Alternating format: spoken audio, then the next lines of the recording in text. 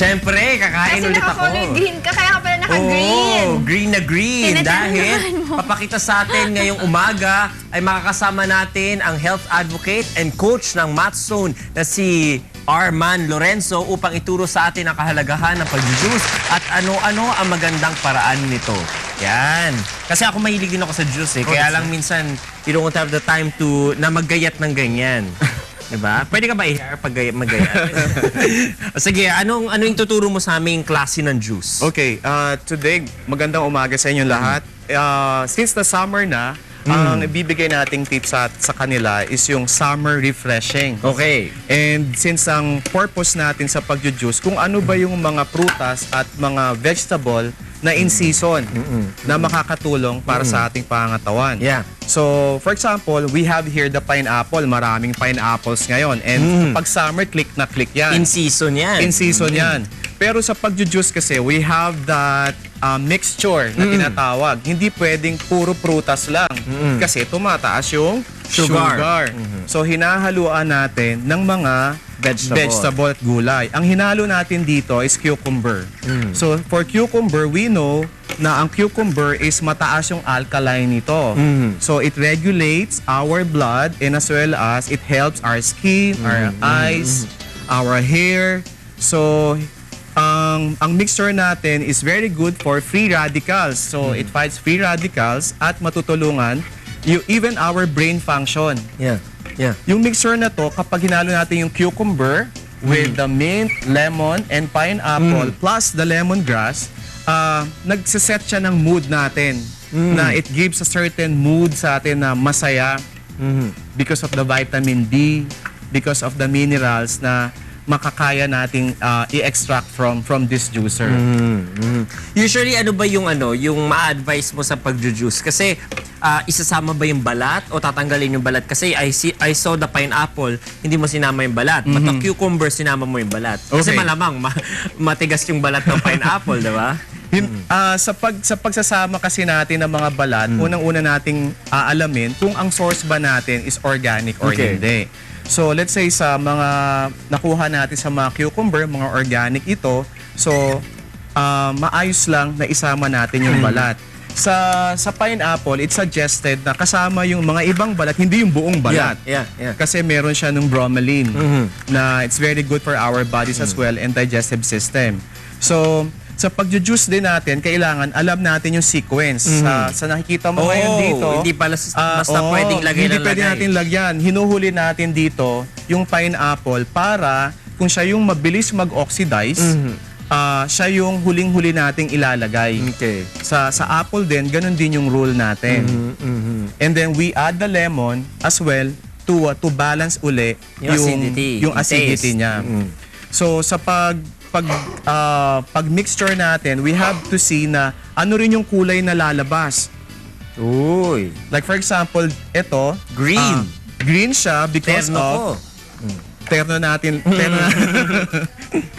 This is Nakuha almost niya a yung mid-green siya. nakuha niya yung color ng balat ng cucumber. right? Cucumber. Oh. So, we juice according by colors as well. Kapag sinabi nating yellow colors, ito yung nagtumutulong sa mga skin natin, sa hair natin.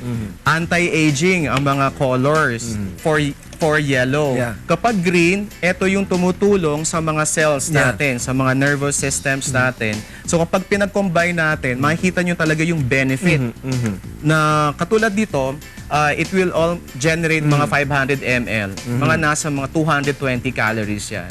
Ang sugar level niya mga nasa 30 milligrams. 30 grams. Arman, tanong ko, no? Kasi napakarami ko na nakitang mga juicer.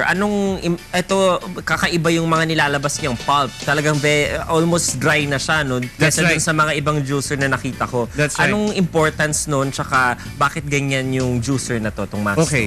Sa Mathzone kasi makita nyo, meron siya, it's really slow para ma-generate niya lahat yung pinaka-enzyme. Hindi niya sinisira ng buo. Unlike yung sa mga bladed na mabilis niyang ine-extract. Ito, ang purpose natin, why do we have to have a filter? Kung gusto natin siyang itabi para sa Kainin. pag-inom uli Okay. natin, yung pag marami kasi siyang pulp, kapag kino-container natin siya, yun yung madaling mapanis. Okay. So, sa pagtatabi natin, kung gusto natin siyang inumin, itabi natin siya sa yung mga nasisil natin Yeah, ng maayos. At kailangan i-fill up natin siya ng almost doon na sa may takip. Parang wala ng air. Parang walang air. At kung ilalagay natin siya sa pagtatabi sa chiller natin, dapat yung tama lang sa iinumin mo. Chiller o ref? Chiller or rep na at least yung malamig talaga para hindi ka agad siya mapanis. Like for this one, nasa 16 ounce siya. So pag tinabi natin, kung ano yung kaya mong inumin ka agad, yun yung itabi mo. Hindi natin siya pwedeng itabi ka agad dun sa mga pitchel. Tapos Mga gano'n mo katagal pwedeng inumin to? Yung nandun pa yung enzymes kasi mamamatay ni enzymes. May experience, 3 days kaya siya. Kaya. Sa Mudstone, kaya siya ng 3 days. Basta well airtight siya. Wow. At kung yung iinumin mo lang, yung talagang tamang nilagay mo doon sa container. Hindi pwede na nilagay mo siya sa pitchel, tapos yun yung sinasalin mo, doon namamatay yung enzyme. Kasi nag-o-oxidize siya na nag-o-oxidize. At saan naman ako makakabili ito ng Mudstone na to? Ang Mudstone is available sa mga leading mga outlets natin in Metro Manila, sa mga appliance center, available din to dun sa mga partner ng mga Mudstones. So sa Sugar Leaf available din siya, available din sa Rustans and marami pang iba na mga establishmento. At tigagayat, kanino ako makakuha? Hindi kasi minsan yun yung mahirap nakaka-discourage, di ba? Pag ang hirap magbalat saka maggayat. Pero I experienced Mudstone, no? Ito, napakadaling linisin. Kasi unlike yung mga iba, ang lalaki, tapos ang dami mong lilinisin. Tama. Tapos ang daming tapon. Ito parang very organized lahat. At Tapos ito lang yung talagang lilinisin mong dulo. At ang advantage niya pa, matagal yung warranty ng Mudstone. At kung meron tayong mga kailangang parte na mabilis siyang mapalitan. Dahil maliliit lang yung mga parte niya. Yan, subukan Siyempre mo. titikman ko, di ba? Yeah. So, eto, anong ma-expect kong lasa? Maasim ba? Mas prominent ba yung lasa ng pineapple? Pantay lang dapat siya. Tingnan natin. Dahil sa cucumber. Very refreshing, ah. Sarap. Diba? Ubusan ko na kayo. Si Rina, mahilig ka ba mag-juice, Rina? Oh, talaga? Oo, juice lang talaga. Good, oo. Kasi nakakapayat Healthy din yan ng eh. juice, di ba? Oo. Usong-uso to ngayon sa ating mga, yung marami ka nakikita sa Instagram, nagpo-post ng juicing, Oo. etc. Marami ngayon nagpo-post sa mga By the way, website, sige, magpo-post social na ako, network. magsalita ka However, we have just to be careful na at least alam natin yung sources.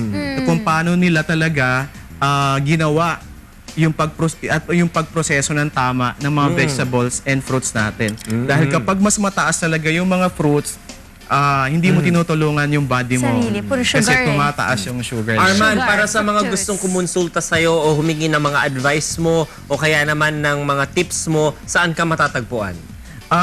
Available po yung website namin sa mudstone.com.ph at sa Sugarly PH din. You could follow us in Twitter. At nagpo-post kami ng mga available recipe for free para makita nila talaga nila kung ano yung mga benefits na sabi nga nila, food is our medicine. We don't have to be too late in getting ill. Sa mga vitamins and minerals pa lang na makikita natin dito, malalaman ka agad natin na ito dapat yung pang-araw-araw na kinakain natin. Ayan. Maraming salamat, Arman Lorenzo, isang health advocate at syempre coach. Nag-ano ka rin ng physical training, ganyan? No, currently it's really more on the swimming. Okay. But when I had it over a year ago, for 25 days, I lost 20 pounds. Wow! Sige, maraming salamat, Thank you, Mr. sir. Arman, at huwag ka magsasawang bumalik dito at magpainom sa amin ng iba't ibang color ng juice. Okay? Thank you, Thank you. Wanlu?